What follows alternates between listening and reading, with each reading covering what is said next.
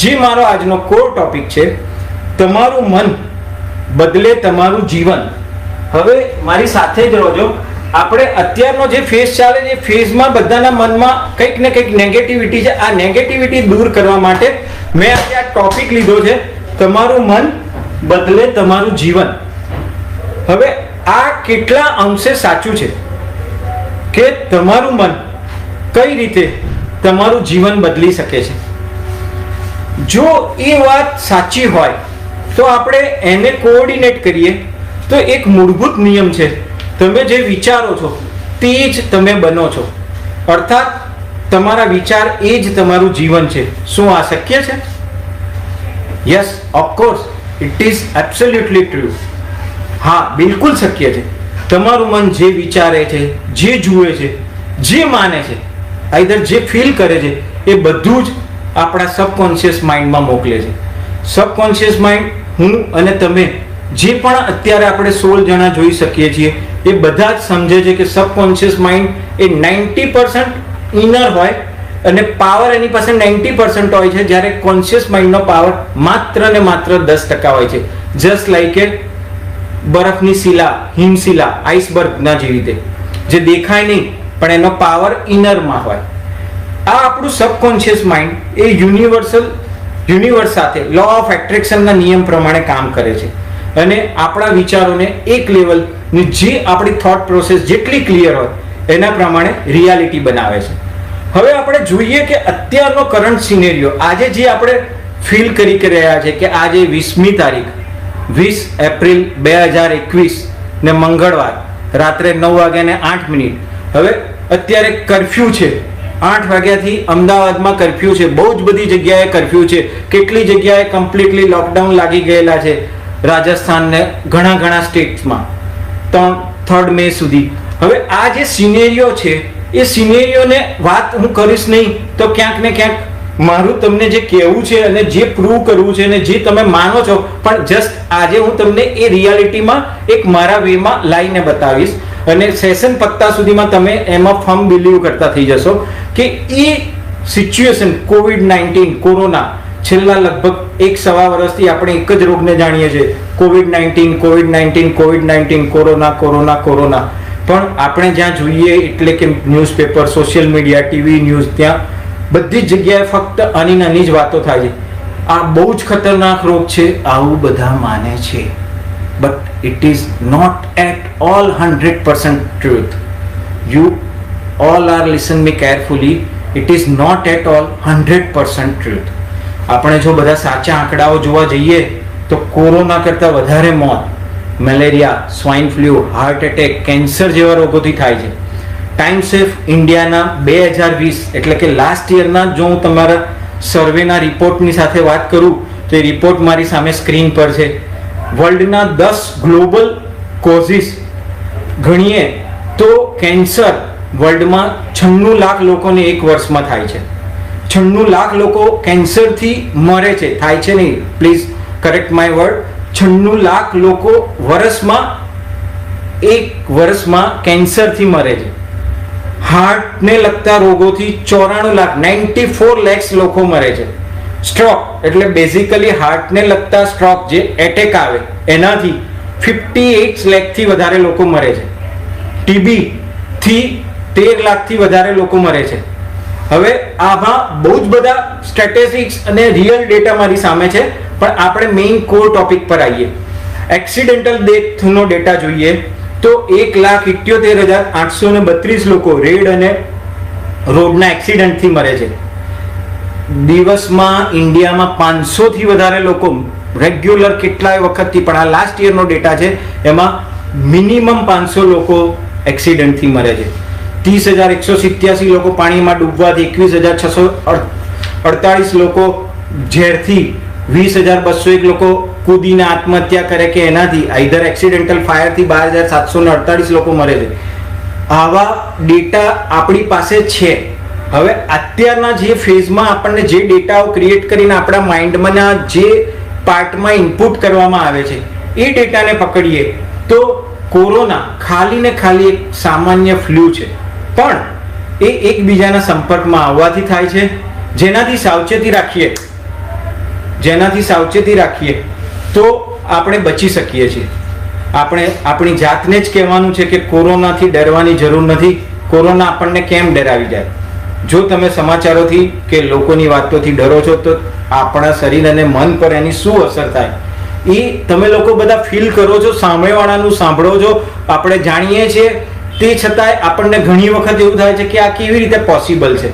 હવે દિવ્ય ભાસ્કરનું 10 દિવસના ન્યૂઝપેપરની પહેલાનું એક સર્વે મારી પાસે છે. એમાં એવું લખેલું છે કે બોર્ડના વિદ્યાર્થીઓ માટેની હેલ્પલાઇનમાં કોરોનાના ભયના બહુ જ ફોન આવે છે. કોરોનાનાથી માણસોને કેટલાક છોકરાઓ બાળક કે બારી દરવાજા સાથે ફ્રીજ સાથે વાતો કરે છે. હું કે મારો પરિવાર નહીં બચું એવું લાગે છે એમને. કોરોનાના ડરથી તો કેટલાકને એવું થાય છે કે હું મરી જઈશ. વિદ્યાર્થીઓને રાત્રે વિડીયો જોતા તાવ આવે છે અને સવારે રિપોર્ટ પોઝિટિવ આવે છે. આ બધું જ એક સાયકલમાં માઇન્ડની પ્રોગ્રામિંગથી થાય છે. હવે સેમ લેવલે હું આજે તમને મારો રિયલ સ્ટોરી કહું તો મારે એક જણને પ્લાઝમા ડોનેટ પરમ દિવસે કરવાનું છે. તો પ્લાઝમા ડોનેટ માટે મને ગઈકાલ સવારે ફોન આવ્યો કે ભાઈ તમે તમારું એન્ટીબોડીઝ કરાવી દો. એન્ટીબોડીઝ મેં ગઈકાલે બપોરે આપ્યું, આજે આવી ગયું. એ 15 હોવું જોઈએ તો તમે પ્લાઝમા ડોનેટ કરી શકો. અગેન મારો ફર્સ્ટ ડોઝ થઈ ગયો છે વેક્સિનનો. હવે વેક્સિનનો ફર્સ્ટ ડોઝ થાય તો કદાચ 150, 200, 250 સુધી હોય. તમને સરપ્રાઇઝિંગલી ડેટા થશે, તમે માગશો તો હું શેર કરી શકીશ પીડીએફમાં મારો રિપોર્ટ કે મારો એન્ટીબોડીનો રિપોર્ટ ગ્રેટર ધેન 400 આવેલો છે અત્યારે આજે જ હમણાં 8-9 વાગ્યાની આજુબાજુ, 8:30, 9:45 આજુબાજુ. હવે it's again why it should be like that because હું 22 વર્ષથી મેડિટેશન, યોગ, પ્રાણાયામ ફ્રિકવન્ટલી કરું છું, અઠવાડિયામાં 4-5 દિવસ. તો આ બધી પ્રોસેસ એટલી બધી પોઝિટિવ આપે, બોડીના 3.5 કરોડ રોમે રોમમાં એક જબરજસ્ત ઇમ્પેક્ટ આપે. એક સર્વેના પ્રમાણે નાસિકના એક નેચરોપથીના ડૉક્ટર છે.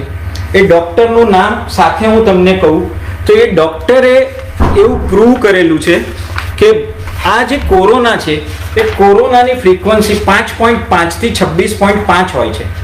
હવે 5.5 થી 26.5 એ કોરોનાની ફ્રીક્વન્સી હોય અને જો આપણે એમાં બી જઈએ ને તો આપણી બોડીની હર્ટ્સ ફ્રીક્વન્સી 0.2 થી 2 થઈ જાય છે. આપણે ડરીએ તો 2 સુધી થાય અને 5.5 થી 25.5 થી વધે ને તો તમારા ડેથ રેશિયોમાં કે તમારા ઓર્ગન્સને ઇફેક્ટ કરવામાં એ નેગેટિવલી હેલ્પફુલ થાય. હવે આ જે વસ્તુ છે એ વસ્તુમાં નેચરોપેથિસ્ટ જે છે એમનું નામ છે ડૉક્ટર હંસલ સાંચેટી, નાસિકના છે. અને પાવર વર્સિસ ફોર્સ વાળો એક સોર્સિસ છે, રિસોર્સિસ, જેના બેઝ ઉપરથી આ લેવા આવ્યું છે. ડૉક્ટર આર હોકિન્સ ડોક્ટરલ થિયરીના એનાલિસિસ પ્રમાણે એવું છે કે કોરોનાની ફ્રીક્વન્સી 5.5 હર્ટ્ઝથી 25.5 હર્ટ્ઝ છે. એનાથી વધે તો તમારા ઓર્ગન્સને ડેમેજ કરે. પણ જો તમારા લો વાઇબ્રેશન હોય, દુઃખ હોય તો 0.1 થી 2 હર્ટ્ઝ જ થાય. તમારે બધી ફ્રીક્વન્સી તમારી બોડીની 0.1 થી 2 હર્ટ્ઝ જ થાય તો તમને કોરોના આવી થઈ જાય. ભય હોય તો 0.2 થી 2.2 થાય. પણ તમે જાણીને એકદમ સરપ્રાઈઝ થઈ જશો આ ડેટાથી કે પ્રાર્થના કરીએ ને આપણે રેગ્યુલર અને તમારી પ્રાર્થનાની મારીને તમારી જે રીતની તમારા ડિવાઇન સાથેની કનેક્ટિવિટી હોય ને તો સેમ વસ્તુની ફ્રીક્વન્સી 120 હર્ટ્ઝથી 350 હર્ટ્ઝ સુધી થઈ જાય. ગ્રેટિટ્યુડ કરીએ કે ભગવાન તે મને બહુ જ આપ્યું છે, મારી ઓકાતથી બહાર આપ્યું છે, તે જે આપ્યું છે એના બદલ હું તારો ખૂબ દિલગુરીપૂર્વક આભાર કરું છું. જેટલો આભાર માનવું એ ઓછો છું. આજે હું સેમ પ્રોસેસ તમને આ સેશનના એન્ડમાં કરાવવાનો છું. 7 મિનિટની પ્રોસેસ છે એટલે પ્લીઝ બી વિથ મી. છોડીને ના જતા, કારણ કે આ સેશનનો એન્ડ જ જબરજસ્ત છે કે જે એક જ પ્રોસેસ તમે શીખીને જશો ને તોય તમે તમારી લાઈફને એક બેસ્ટ લેવલે લઈ જઈ શકશો. અને તો મને પણ એવું થશે કે મેં મારી 20-22 વર્ષમાં મને જે ગુરુએ કે જેટલા મારા એક્સપર્ટોએ મને જે નોલેજ આપ્યું છે, જે મારા ફ્રેન્ડ સર્કલ, આ બધી પોઝિટિવ જિંદગી જેવા મારા ગ્રુપના બધા પોઝિટિવ મેમ્બરોએ જે સપોર્ટ આપીને જે એક લેવલે આજે તમારી સામે બોલવા લાયા છે તો એનો કંઈક ને કંઈક લેવલે એક પ્લસ પોઈન્ટ થશે. હવે ગ્રેટિટ્યુડથી 150 હર્ટ્ઝની ફ્રીક્વન્સી પેદા થાય છે. આપણે કરુણા અને દયા, કમ્પેશન રાખીએ ને તો 150 થી વધારે, 150 થી 220 સુધીના હર્ટ્ઝની જનરેશન થાય છે. આ સ્ટેટમેન્ટ મારા નથી, ડૉક્ટર સાંચેટીના છે જે નાસિકના છે. હવે આ સ્ટેટમેન્ટ પછી હું તમને એવું કહેવા માંગુ છું કે કોરોના તમને કેવી રીતે હેલ્પ કરે, કે કોરોનાથી તમારે પોઝિટિવલી કેવી રીતે આરામથી બચી શકાય. તો સૌથી પહેલા આપણે વિચાર, આપણું જીવન કેવી રીતે બને, તો એક થોટ પ્રોસેસ હોય. મને કોઈ વિચાર આવ્યા, કે મને વિચાર આવ્યો કે મને આજથી 6 વર્ષ પહેલા પણ એવો થોટ હતો મારા માઇન્ડમાં કે કોરોના લગભગ ગમે તે હોય મને નથી થવાનો. તો મારો આવો કંઈક વિચાર આવ્યો, વિચાર મારો વર્ડમાં આવ્યો, એના પ્રમાણે એક્શન થાય. તો હું શું કરતો હોઉં, કોઈ કોરોનાથી કોઈ બીતો હોય તો હું બીતો ના હોઉં, મારું થોડુંક બિહેવિયર બીજા કરતાં અલગ હોય, સમવોટ લાઈક ધેટ. પછી એની એ જ વસ્તુ મારી આદતમાં આવે, હેબિટ બને, હેબિટ આદતમાં આવે, આદત આવ્યા પછી એની એ જ મારું બિહેવિયરમાં આવે કે મને થવાનું નથી, તે છતાંય બધા પ્રિકોશન રાખે છે. તો ભાઈ હું SMS રાખું, SMS ને બી એટલે SMS રાખું, કોઈ માસ્ક પહેરું, સેનિટાઇઝેશન, સોશિયલ ડિસ્ટન્સિંગ કરું, અને વેક્સિન પોસિબલ છે મારી એજના પ્રમાણે તો વેક્સિન લઈ લઉં, એ પ્રમાણે હું પ્રિકોશન રાખું. હવે એ મારું બિહેવિયર થઈને રૂટીન બને તો એ કેરેક્ટર ડેવલપ કરે, એ જ કેરેક્ટર અગેન મારી ડેસ્ટિની બનાવે. ડેસ્ટિની ઇટ મીન્સ કે વોટ, હું જે છું, જે મારા થોટ પ્રોસેસ છે, એ આખી સાયકલનું જે સર્વે કરો એ દેટ ઇઝ માય ડેસ્ટિની. એ ડેસ્ટિની અગેન સેમ મને એ જ લેવલના વિચાર લાવે કે જે લેવલે મારું બિહેવિયર થતું હોય. એટલે લોજિક, મારે પોઝિટિવ માઇન્ડ હોય ને તો મને વિચાર પોઝિટિવ આવે. અગેન મારું માઇન્ડ પોઝિટિવ ત્યારે જ રહે કે મારી આસપાસના 5 લોકો, સૌથી નજીકના 5 લોકો જેવા હોય ને એવો જ હું બનતો હોઉં. એટલે what I mean to say કે અગેન આપણા થોટ જેટલા પણ ઇફેક્ટિવ હોય, જેટલા પણ પોઝિટિવ હોય, જેટલા પણ તમારા માઇન્ડને કંટ્રોલ કરી શકે એવા હોય, તો આપણે એને એ જ લેવલે ફોર્મેટ કરી શકીએ કે જે લેવલે આપણે માગતા હોઈએ, કે જે લેવલે આપણે ઈચ્છતા હોઈએ. હવે પ્રોબ્લેમ એકચ્યુઅલી શું છે? શું કોઈ પ્રોબ્લેમ હોય છે ખરો લાઈફમાં? આ મારો ક્વેશ્ચન હોય તો શું થાય? પ્રોબ્લેમ છે, હા ચલો પ્રોબ્લેમ છે. એનું સોલ્યુશન છે તો સોલ્યુશન હા છે, યસ. તો સોલ્યુશન જે હોય એ કરીએ તો સોલ્વ કરો, પછી કોઈ પ્રોબ્લેમ જ નથી. અચ્છા, પ્રોબ્લેમનું સોલ્યુશન નથી, એક્ઝામ્પલ તરીકે કોરોનાને કાઢવાનું સોલ્યુશન મારી પાસે નથી, તો પછી એ પ્રોબ્લેમ ક્યાં છે? મારે ખાલી પ્રિકોશન રાખવાનું છે, મારે મારી જાતને એના લેવલે વ્યવસ્થિત રાખવાનું છે, એના સિવાયનું કશું જ કરવાનું નથી. ભાઈ SMS રાખવાનું છે, ફોર વેક્સિન જ્યાં સુધી પોસિબલ છે ત્યાં સુધી લેવાનું છે, એ રીતે લાઈફને એક સિસ્ટમાઇઝ જીવવાનું છે. એટલે એકચ્યુઅલિટી જો ઉકેલ હોય ને તો કોઈ પ્રોબ્લેમ જ નથી. આઈધર વાસ્તવિકતામાં કોઈ પ્રોબ્લેમ જ નથી, એ પાર્ટ ઓફ લાઈફ છે. હવે સમજો કે હું તમને એક વસ્તુ કહેવા માંગતો હોઉં કે ભાઈ આજે આપણે એક પોઝિટિવ સ્ટોરીથી તમારી જોડે વાત કરું તો પોઝિટિવ સ્ટોરીમાં આપણે એક મહાભારતની સ્ટોરી તો બધાને ખબર જ છે ને. આજે